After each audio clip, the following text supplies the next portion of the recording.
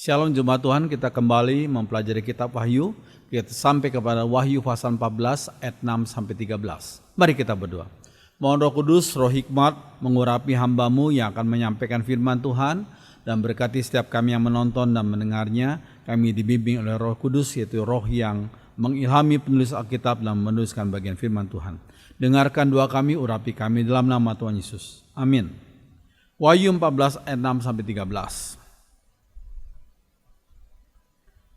Dikatakan demikian, dan aku melihat seorang malaikat lain terbang di tengah-tengah langit, dan padanya ada Injil yang kekal untuk diberitakannya kepada mereka yang diam di atas bumi, dan kepada semua bangsa dan suku dan bahasa dan kaum, dan ia berseru dengan suara nyaring. Takutlah akan Allah dan muliakanlah Dia, karena telah tiba saatnya, telah tiba saat penghakimannya. Dan sembahlah Dia yang telah menjadikan langit dan bumi dan laut dan semua mata air. Dan seorang malaikat lain, malaikat kedua, menyusul Dia dan berkata, sudah rubuh Babel, kota besar itu, yang telah memabukkan segala bangsa dengan anggur hawa nafsu cabulnya. Lalu kita baca ayat 9 dan 10. Dan seorang malaikat lain, malaikat ketiga, menyusul mereka dan berkata dengan suara nyaring, jikalau seorang menyembah binatang dan patungnya itu, dan menerima tanda pada dahinya atau pada tangannya, maka ia akan minum dari anggur murka Allah, yang disediakan tanpa campuran dalam cawan murkanya. Dan ia akan disiksa dengan api dan belerang di depan mata malaikat-malaikat kudus dan di depan mata anak domba Allah. Ya, kita baca ayat 11 sampai 13. Maka asap api yang menyiksa mereka itu naik ke atas sampai selama-lamanya. Dan siang malam mereka tidak henti-hentinya disiksa, yaitu mereka yang menyembah binatang dan patungnya itu, dan barang siapa yang telah menerima tanda namanya. Yang penting di sini ialah ketekunan orang-orang kudus yang menuruti perintah Allah dan iman kepada Yesus. Dan aku mendengar suara dari surga berkata, yuk kita baca sama-sama. Tuliskan, berbahagialah orang-orang mati yang mati dalam Tuhan sejak sekarang ini. Sungguh, kata Roh, supaya mereka boleh beristirahat dari jerih lelah mereka, karena segala perbuatan mereka menyertai mereka. Amin. Saudara sekalian, puji Tuhan. Saudara sekalian, kita akan mempelajari beberapa ayat ini, walaupun tidak bisa secara detail karena waktu. Mari kita melihat dalam ayat 6. Pasal 14 ayat 6. Dan aku melihat seorang malaikat lain terbang di tengah-tengah langit, dan padanya ada Injil yang kekal untuk diberitakannya kepada mereka yang diam di atas bumi, dan kepada semua bangsa dan suku dan bahasa dan kaum. So sekarang kalau kita membaca ayat ini, kita perlu ingat akan nubuat Tuhan yang tertulis dalam Matius 24 ayat 14. Tuhan Yesus pernah berkata sebagai berikut, dan Injil kerajaan ini, yaitu kerajaan Allah, dan Injil kerajaan ini akan diberitakan di seluruh dunia. Di seluruh dunia. Menjadi kesaksian bagi semua bangsa. Bukan hanya bangsa Israel, tapi semua bangsa. Bukan hanya orang yang berkulit putih, tapi semua bangsa dari berbagai macam warna kulit, bentuk rambut, ya, dari berbagai macam suku bangsa, dari berbagai macam orang-orang berbahasa macam-macam, ya, menjadi kesaksian bagi semua bangsa. Sesudah itu barulah tiba kesudahannya. Puji Tuhan. Terus sekalian, manusia berbagai bangsa di seluruh dunia diberi kesempatan untuk mendengar Injil keselamatan itu. Diberi kesempatan untuk mendengar Injil keselamatan. Baik itu melalui radio, baik melalui internet, baik melalui HP, baik melalui TV dan berbagai macam mass media lainnya. Puji Tuhan. Bapak sekalian, bagi umat pilihan ini penting sekali. Bagi umat pilihannya, Roh Kudus akan menolong mereka untuk bertobat dari dosa mereka dan akhirnya menerima Injil Tuhan. Bapak sekalian, manusia yang berdosa secara natur berdosa, kalau kita dengar Injil Tuhan, kita akan menolak. Sebab manusia itu sombong. Masakan kita diselamatkan hanya melalui percaya pada Tuhan? Bukankah dengan usaha saya bisa lakukan? Itulah kecenderungan manusia yang berdosa. Dengan sombongnya berkata, aku bisa melakukan perbuatan yang baik untuk menyelamatkan jiwaku. Padahal sebenarnya manusia tidak bisa. Manusia yang berdosa, segala sifat, segala kemauan, segala pikiran, segala keinginannya dikuasai oleh dosa. Sekalian, bagi umat pilihannya, Roh Kudus akan menolong mereka untuk bertobat dari dosa mereka dan terima Injil Tuhan. Mungkin saudara yang sudah terima Yesus coba mengenang beberapa tahun yang lalu atau beberapa puluh tahun yang lalu. Saudara mungkin berpikir, kok bisa saya yang dulunya menolak Injil Tuhan? Bahkan saya yang dulunya pernah menyiksa mungkin orang-orang pilihan Tuhan. Ya, aku yang seringkali mengata-ngatai, membenci orang-orang pilihan Tuhan. Kok sekarang aku bisa percaya Yesus? Itu bukan karena kemampuan Anda, bukan karena kemampuan kita orang berdosa, tapi karena Roh Kudus. Roh Kudus menolong kita untuk bertobat dari dosa dan terima Injil Tuhan. Haleluya, puji Tuhan. Ya, kita ingat Yohanes 16 ayat 8. Tuhan Yesus berkata apa? Dan kalau ia, yaitu Roh Kudus datang, ini menunjuk pada hari Pentakosta 2000 tahun yang lalu. Dan kalau ia datang, ia akan menginsafkan, Roh Kudus akan menginsafkan dunia akan dosa, kebenaran dan penghakiman. Luar biasa, puji Tuhan. Ya, kalau kita bisa insaf akan dosa kita, ya, insaf akan kebenaran penghakiman, itu karena pekerjaan Roh Kudus dalam hati kita masing-masing sebelum kita percaya Tuhan Yesus sebagai juru selamat. Puji Tuhan. Haleluya. Dan Roh Kudus akan tolong kita sebagai umat Tuhan untuk tetap hidup menuruti dan mentaati firman Tuhan. Haleluya. Selanjutnya. Nah, malaikat datang membawa Injil yang kekal. Maksudnya apa? Injil yang kekal. Injil itu sah secara kekekalan. Sah secara kekekalan. Injil dalam Yesus adalah rencana Allah sejak kekekalan. Rencana Allah sejak kekekalan. Itulah menghasilkan Injil yang sangat-sangat penting. Kita lihat Roma 16 ayat 25. Rasul Paulus menuliskan apa?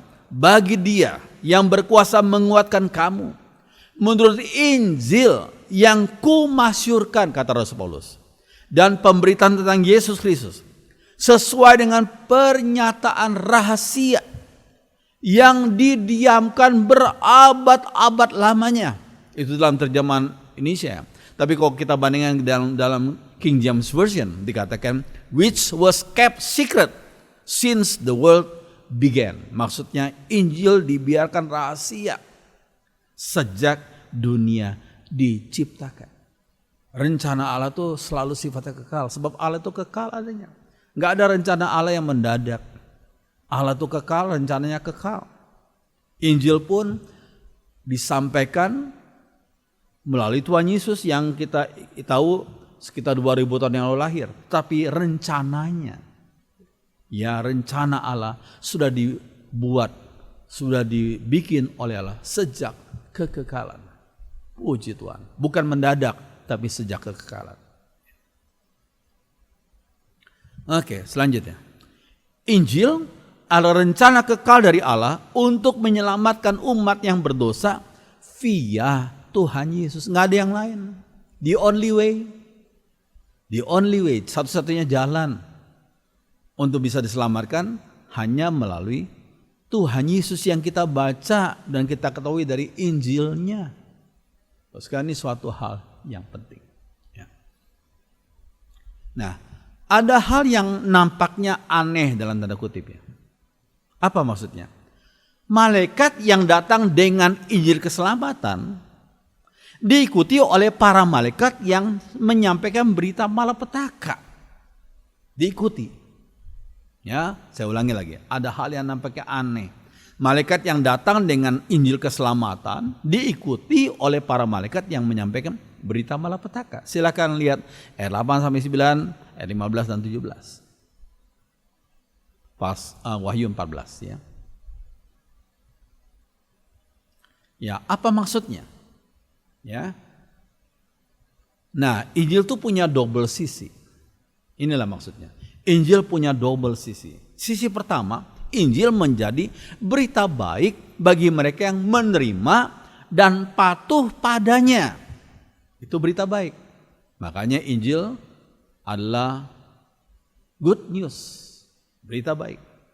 Menjadi berita yang baik bagi mereka menerima dan patuh padanya. Itu sisi pertama. Ya. Namun ada sisi lainnya. Injil jadi hukuman bagi mereka yang menolaknya. Dan penghukuman bagi yang menolaknya adalah lebih berat. Kenapa? Karena mereka telah diberi kesempatan untuk mendengar Injil, tetapi tetap menolaknya. Sudah diberi kesempatan tapi tetap menolak, ya hukumannya lebih berat. Nggak tahu bentuknya apa, Allah yang tahu. Tapi yang udah jelas dikatakan, yang terima Injil, terima Yesus, ya dapat hidup kekal. Tapi yang menolaknya akan mendapat kematian yang kekal. Maksudnya kematian di sini adalah keterpisahan dengan Allah, sang sumber hidup. Itu suatu hal yang kita perlu tahu. Oke. Dalam ayat 7 pasal 14. Dan ia berseru dengan suara nyaring. Takutlah akan Allah dan muliakanlah Dia. Itu kata malaikat.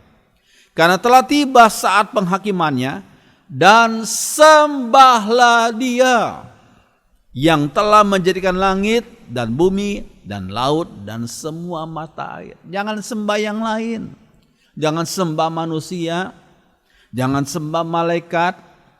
Malaikat yang benar gak mau disembah. Jangan sembah siapapun penguasa dunia ini. Jangan sembah apalagi iblis. Jangan menyembah iblis.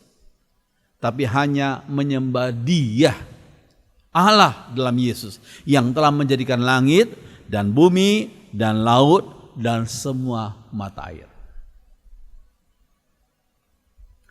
Perkataan dari malaikat itu sangat penting. Panggilan untuk takut akan Allah dan untuk memuliakan serta menyembah Dia. Takut akan Allah, muliakan Dia, dan sembahlah Dia. Ini penting sekali. Ya. Sangat penting. Mungkin, nah ini kita perlu perhatikan. Mungkin agama lain juga menyerukan hal yang sama. Mungkin. Ya, karena agama lain juga mengakui Allah itu sebagai pencipta. Ya, Allah juga memelihara. Itu agama lain juga mengajarkan hal itu. Ya, cuma ada bedanya. Apakah pribadi Allah yang disembah itu adalah pribadi Allah yang sama dan yang benar? Ya, kalau kita orang Kristen yang percaya pada Tuhan Yesus, ya, mengenal Allah sebagai Sang Pencipta, the Creator, pencipta, tapi juga Sang Penebus, the Redeemer. Ini tidak dikenal oleh agama-agama lainnya. Mereka hanya mengenal Allah Sang Pencipta, the Creator. Tapi yang mengenal Allah Sang Penebus gak ada. Kecuali Kristen, karena Kristen mengakui Tuhan Yesus Allah Sang Penebus itu. Sang firman Allah yang menjadi daging. Ini penting. Ya. Oke. Ingat Yohanes 17 ayat yang ketiga. Apa yang Tuhan Yesus katakan? Inilah hidup yang kekal itu. Yaitu bahwa mereka mengenal Engkau, satu-satunya Allah yang benar. Dalam bahasa Inggris dikatakan the only true God. Satu-satunya Allah yang benar. dan mengenal Yesus Kristus. Nah, ini penting. Tidak cukup hanya mengenal Allah, tapi mengenal Yesus Kristus yang telah engkau utus. Itulah kalau kita mengenal Allah melalui Tuhan Yesus Kristus, kita dapat hidup yang kekal. Ini kata Tuhan sendiri dalam Yohanes 17 ayat 3. Penting sekali. Oke. Wahyu 14 ayat 8 dikatakan, dan seorang malaikat lain, malaikat kedua, menyusul dia dan berkata, sudah rubuh Babel, kota besar itu, yang telah memabukkan segala bangsa dengan anggur hawa nafsu cabulnya. Di situ ada kata Babel. Apa maksudnya di sini? Itu dalam Wahyu 14 itu adalah nubuat tentang hukuman bagi kerajaan Romawi. Nah, kalau kita belajar sejarah, ya, sekitar 2 abad sebelum Masehi sampai abad ke-5 atau abad ke-6 Masehi itu Tuhan izinkan kerajaan Romawi berkuasa di sebagian daerah di dunia ini. Tetapi lalu mereka melakukan perbuatan yang jahat, mereka menyembah berhala, mereka melakukan perbuatan yang tidak berkenan di depan Tuhan, akhirnya Tuhan hukum mereka. Dan inilah merupakan nubuat tentang kejatuhan, hukuman Tuhan kepada kerajaan Romawi. Ya, inilah nubuat tentang hukuman bagi kerajaan Romawi. Sepanjang kitab Wahyu, kerajaan Romawi disimbolkan dengan Babylon. Ini penting sekali. Sepanjang kitab Wahyu, kerajaan Romawi disimbolkan dengan Babylon. Ya. Pada era sebelum Masehi, kerajaan Babel bagi para nabi adalah inkarnasi dari kekuasaan, nafsu, kemewahan, dan dosa. Ini kerajaan Babel yang pernah dikuasai oleh Nebukadnezar waktu itu adalah inkarnasi dari kekuasaan, nafsu, kemewahan, dan dosa. Sekarang Babel itu siapa ya? Babel sekarang kalau kita lihat dalam masyarakat modern ini adalah Irak, ya, Irak. Oke. Dan bagi umat Kristen Yahudi abad 1 sampai 3 Masehi, ya, 1 sampai 3 Masehi, Babylon dilahirkan kembali dalam nafsu, kemewahan, dan imoralitas dari kekaisaran Romawi pada waktu itu. Ya, kita kalau ingat Romawi ada beberapa kaisar yang mungkin kita tahu, kita ingat Caligula, Nero, ya, Domitianus dan lain-lain. Ya. Agustus sebelumnya itu. Ya. Oke. Nah, kejatuhan Babylon terhadap Raja Cyrus dari Persia. Sekarang ini Persia disebut Iran, ya. Ya, kejatuhan Babylon terhadap Raja Cyrus dari Persia adalah kejadian mengagetkan dalam sejarah kuno. Ya, sebelumnya orang nggak pernah mengira kok bisa Babilonia itu jatuh, ya, terhadap seorang raja namanya Raja Cyrus dari Persia. Ini lukisannya, ya. Raja Cyrus memimpin memasuki ibu kota Babylon. Ya. Kata-kata yang dipakai dalam kitab Wahyu adalah echo, gema atau gaung dari kata-kata yang pernah dinubuatkan oleh para nabi dalam perjanjian lama. Ehonya, ya. Gaungnya. Ya. Nah, kalau kita ingat Yesaya 21 ayat 9, Nabi Yesaya pernah menubuatkan hal sebagai berikut ini. Lihat, itu sudah datang sepasukan orang, seperti gambar ini, ya. Pasangan-pasangan orang berkuda.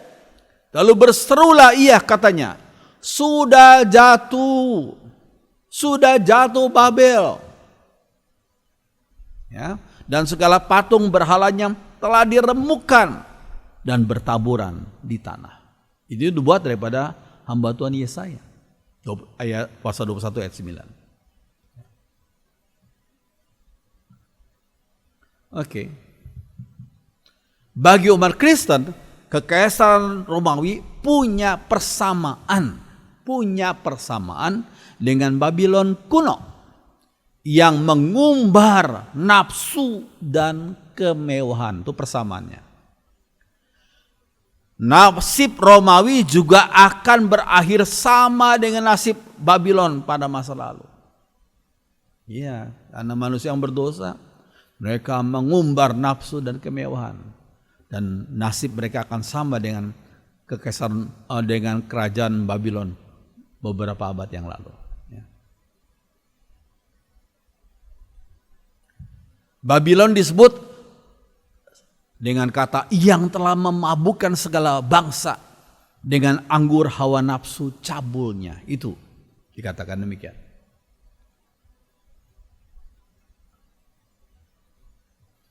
Bandingan Yeremia 51 ayat 7. Yeremia dikatakan Babel tadinya seperti piala emas di tangan Tuhan yang memabukkan seluruh bumi. Bangsa-bangsa minum dari anggurnya. Itulah sebabnya bangsa-bangsa menjadi gila dikatakan. Itu Yeremia 51 ayat 7. Latar belakang dari gambaran ini adalah seperti seorang pelacur yang menggoda seorang pria untuk jatuh ke dalam zina dengan memberinya anggur yang memabukkan dikatakan. Ya, ingat Yeremia 51 ayat 7 tadi.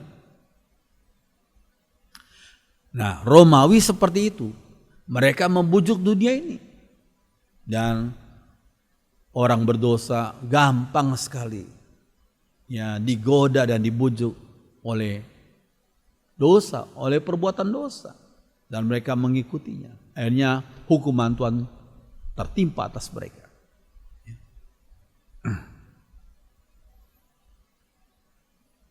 Iya, selanjutnya.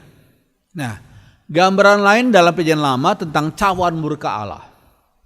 Kita lihat Yesaya 51 ayat 17. Dikatakan, terjagalah, terjagalah, bangunlah hai Yerusalem, hai engkau yang telah meminum dari tangan Tuhan, isi piala kehangatan murkanya. Engkau yang telah meminum, menghirup habis, isi cangkir yang memusingkan. Inilah gambaran tentang cawan murka Allah.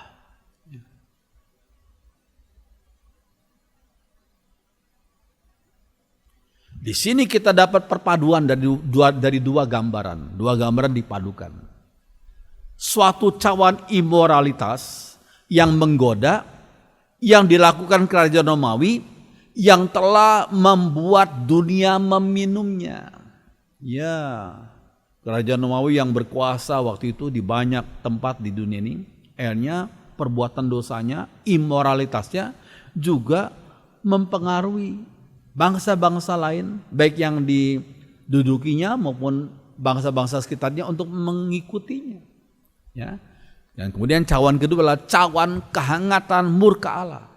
Karena manusia berdosa melakukan tindakan immoral, ya akibatnya murka Allah nyata.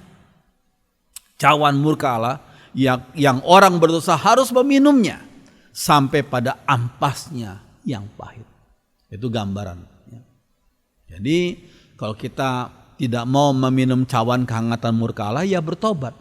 Jangan kita mengikuti cara atau segala kebiasaan hidup orang berdosa. Ya, jangan kita mabuk-mabukan lagi. Kita kembali kepada hidup yang memuliakan Tuhan. Biar Roh Kudus menolong kita. Puji Tuhan. Oke, selanjutnya. Pasal 14 ayat 9 sampai 12. Dan seorang malaikat lain, malaikat ketiga, menyusul mereka dan berkata dengan suara nyaring, jikalau seorang menyembah binatang dan patungnya itu dan menerima tanda pada dahinya atau pada tangannya, maka ia akan minum dari anggur murka Allah yang disediakan tanpa campuran. Nah, kalau anggur tanpa campuran, kalau orang anggurnya supaya nggak terlalu pekat, dicampur air, ya supaya nggak terlalu pekat. Misalnya kalau kita meminum anggur pada perjamuan kudus, biasa itu anggurnya sudah dicampur air supaya nggak memabukkan. Ya, Tapi dikatakan ia akan minum dari anggur murka Allah yang disediakan tanpa campuran dalam cawan murkanya. Dan ia akan disiksa dengan api dan belerang di depan mata malaikat-malaikat kudus dan di depan mata anak domba Allah. Maka asap api yang menyiksa mereka itu naik ke atas sampai selama-lamanya. Enggak main-main nih, enggak setahun 2 tahun, sampai selama-lamanya. Dan siang malam mereka tidak henti-hentinya disiksa. Ini kondisi di neraka ya. Yaitu mereka yang menyembah binatang serta patungnya itu. Dan barang siapa yang telah terima tanda namanya. Yang penting di sini ialah ketekunan orang-orang kudus. Kalau kita percaya pada Tuhan Yesus, tekunlah kita. Mohon Roh Kudus menolong kita untuk kita tetap tekun. Walaupun kita banyak tantangan, banyak aniaya, banyak kesulitan, banyak cobaan. Tapi mohon Roh Kudus menolong kita untuk tetap tekun.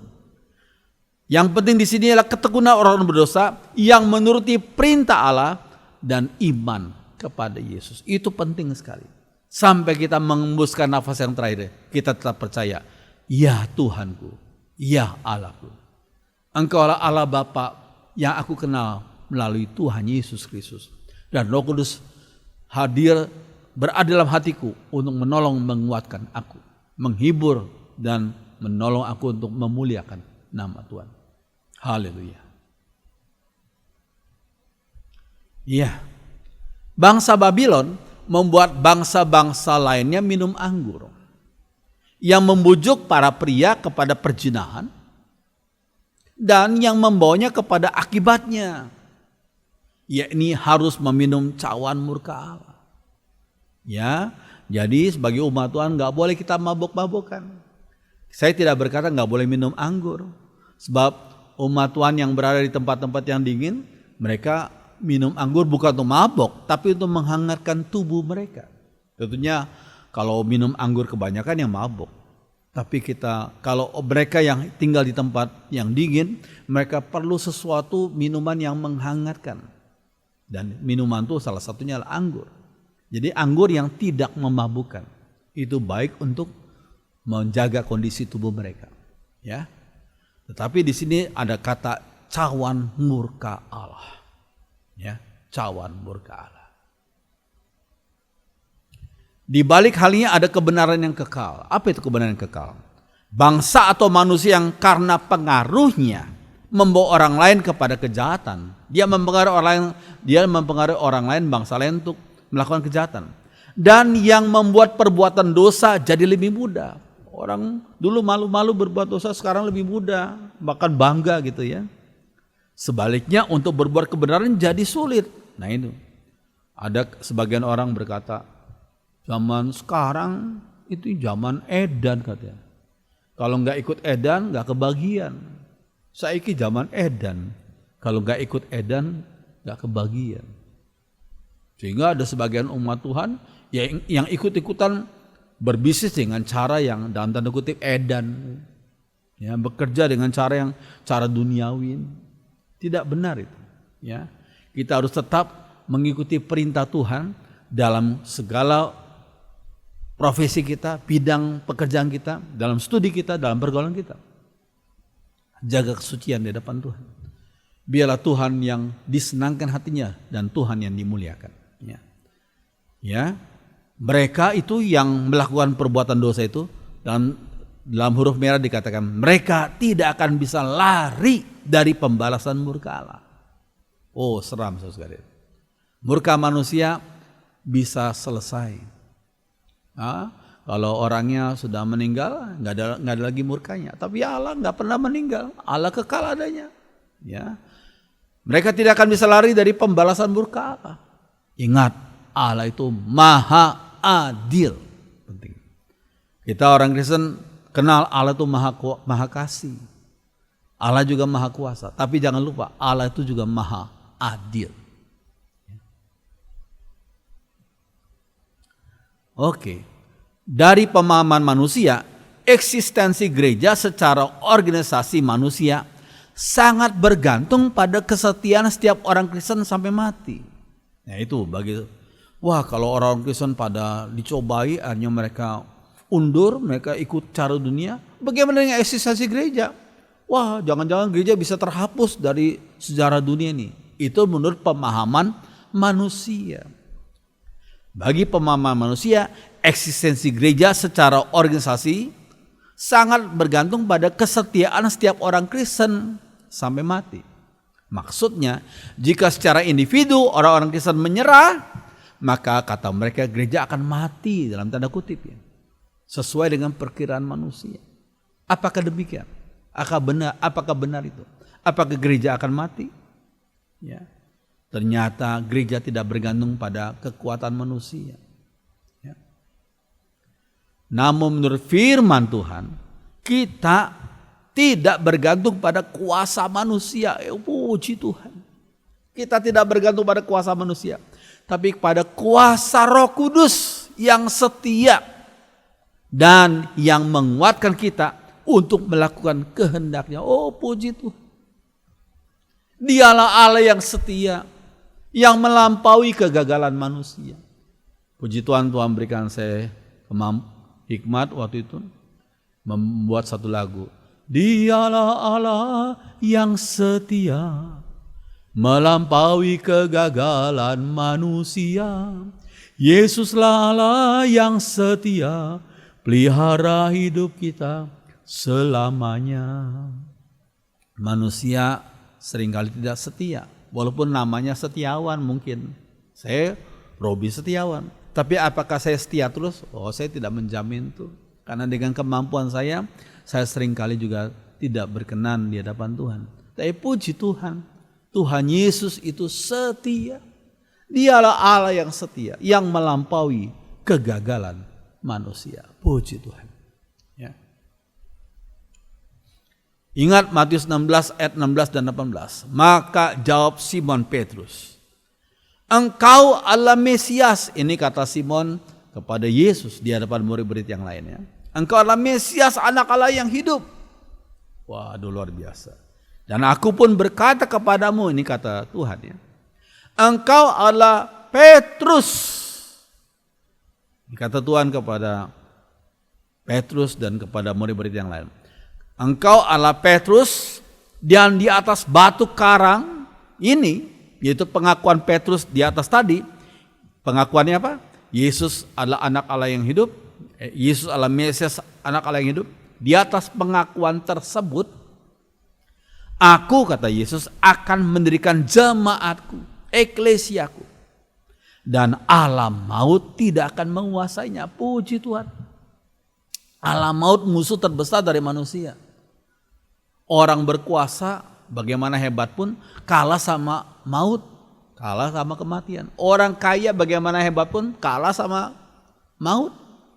Orang yang punya harta bagaimana besar pun, hebatnya, kaya pun, tapi tetap kalah sama maut. Jadi maut itu musuh terbesar. Puji Tuhan, musuh terbesar manusia itu alam maut ini tidak akan menguasai gereja Tuhan, eklesia Tuhan. Kenapa demikian? Karena eklesia gereja Tuhan didirikan di atas pengakuan bahwa Yesus adalah Mesias, anak Allah yang hidup. Oh, puji Tuhan. Haleluya. Ya. Oke, Rasul Paulus menuliskan, akan hal ini aku yakin sepenuhnya, yaitu Ia yang memulai pekerjaan yang baik di antara kamu akan meneruskannya sampai pada akhirnya pada hari Kristus Yesus. Inilah apa yang Rasul Paulus tuliskan nih, Filipi 1 ayat 6. Allah itu Allah yang setia. Juga 1 Tesalonika 5 ayat 24. Ia yang memanggil kamu Allah setia. Ia juga yang akan menggenapinya. Puji Tuhan, puji Tuhan. Pendeta bisa tidak setia. Anak bisa tidak setia. Orang tua pun walaupun kasihnya luar biasa, bisa saja orang tua bisa tidak setia. Ya, tetapi Tuhan yang kita sembah melalui Yesus Kristus adalah Allah yang setia. Puji Tuhan. Ya. Wahyu 14 ayat 13 ayat terakhir ya, dikatakan, dan aku mendengar suara dari surga berkata, tuliskan, berbagailah orang-orang mati yang mati dalam Tuhan. Mati dalam Tuhan. Sejak sekarang nih. Sungguh kata Roh, supaya mereka boleh beristirahat dari jerih lelah mereka. Beristirahat. Karena segala perbuatan mereka menyertai mereka. Oh, luar biasa ayat ini ya.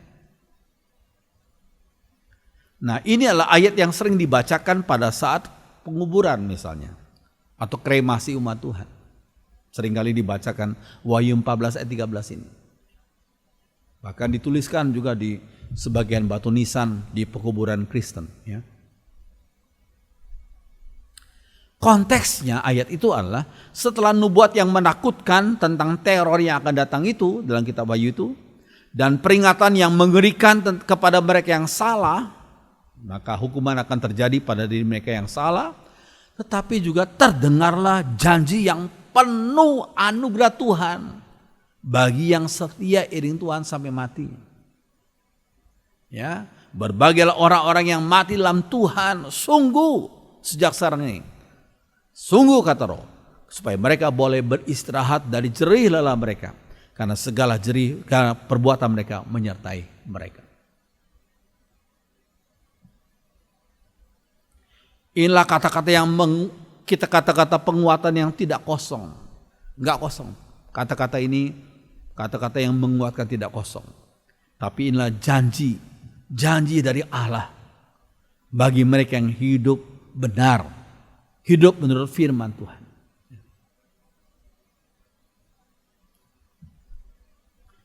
Diberkatilah mereka yang mati dalam Tuhan, dikatakan.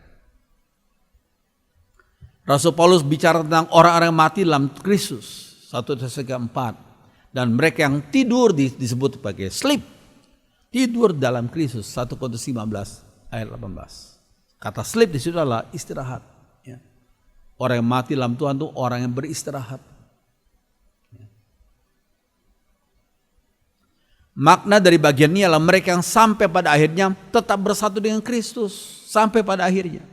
Meskipun banyak hal berusaha memisahkan manusia dari Kristus, tapi mereka berkata, aku tetap pilih Engkau ya Yesus. Walaupun aku mengalami aniaya, kesulitan, bangkrut, aku tetap mengiring Engkau Yesus. Ini suatu tekad yang luar biasa.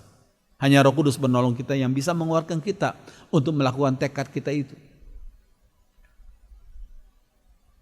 Janji Tuhan yang setia beriman kepada Tuhan, Yesus akan yang setia beriman kepada Tuhan Yesus akan mendapat rest, istirahat, rest dari Tuhan.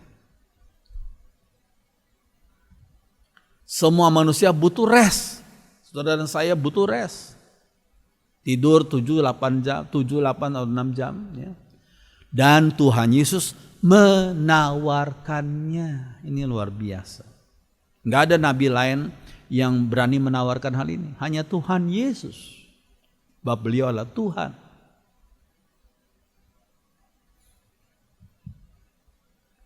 Nah, Matius 11 ayat 28 Tuhan Yesus juga pernah berkata apa? Marilah kepadaku kata Tuhan. Semua yang letih, lesu dan berbeban berat. Aku akan memberikan kelegaan. Dalam bahasa Inggrisnya, I will give you rest. Kelegaan kepadamu. Ya, Matius 11 ayat 29, Yesus menambahkan, pikulah kuk yang kupasang. Orang yang mengiring Tuhan, diberikan kuk oleh Tuhan.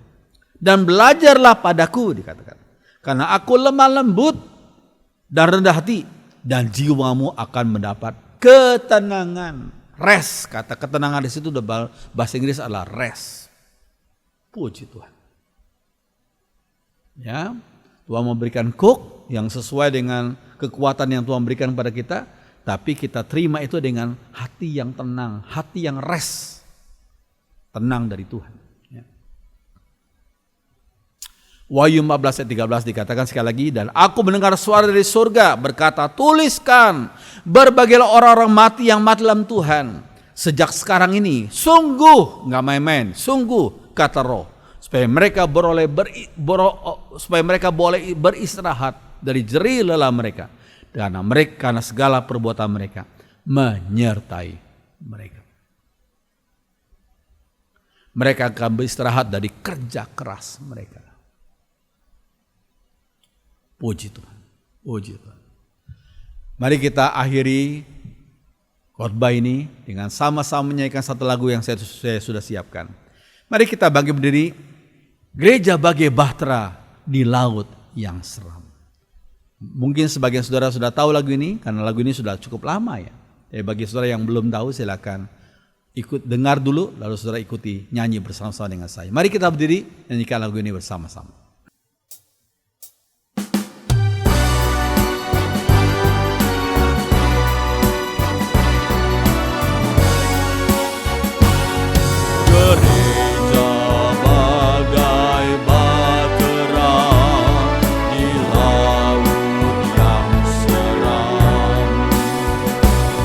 Mengarahkan haluannya ke pantai seberang,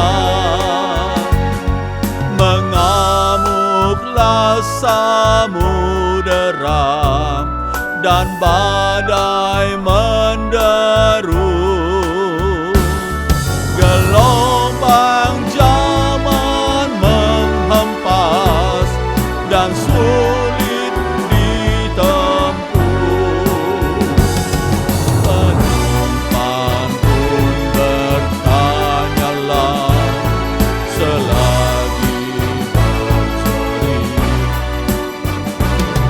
berapa lagi jauhnya lautan abadi.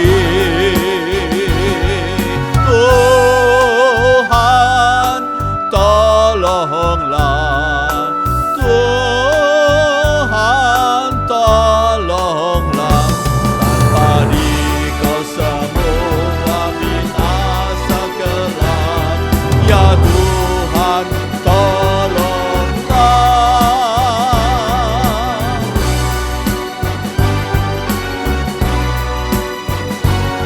Gereja bagai bahtera di laut yang seram, mengarahkan haluannya ke pantai seberang,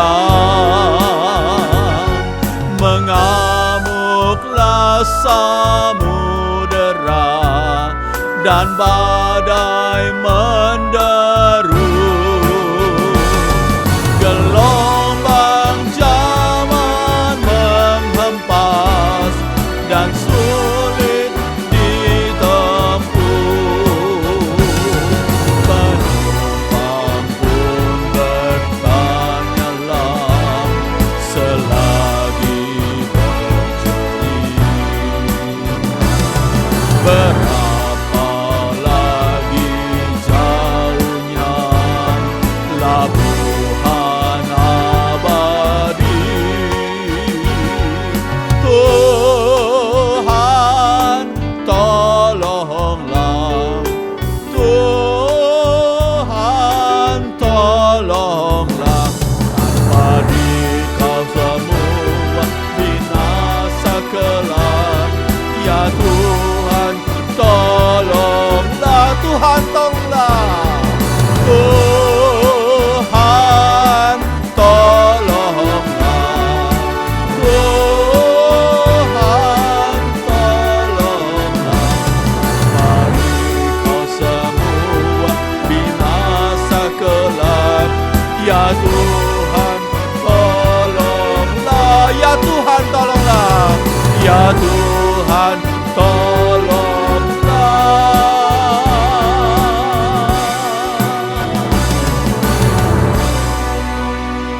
Kami bersyukur Tuhan, Engkau memberikan kami keselamatan bagi yang percaya pada Tuhan Yesus. Tuhan, walaupun hidup orang percaya tidaklah mudah, ada banyak tantangan, kesulitan bahkan aniaya. Tapi Roh Kudus menguatkan kami untuk tetap setia iring Tuhan sampai Tuhan panggil kami. Terima kasih, kuatkan iman seluruh jemaat Tuhan di seluruh dunia, di berbagai negara, untuk tetap setia iring Tuhan dan memuliakan Tuhan. Terima kasih. Biar firman Tuhan yang sudah kami dengarkan termeterai dalam hati kami masing-masing. Terima kasih Tuhan, dalam nama Tuhan Yesus. Semua orang beriman mengatakan, amin. Silakan duduk.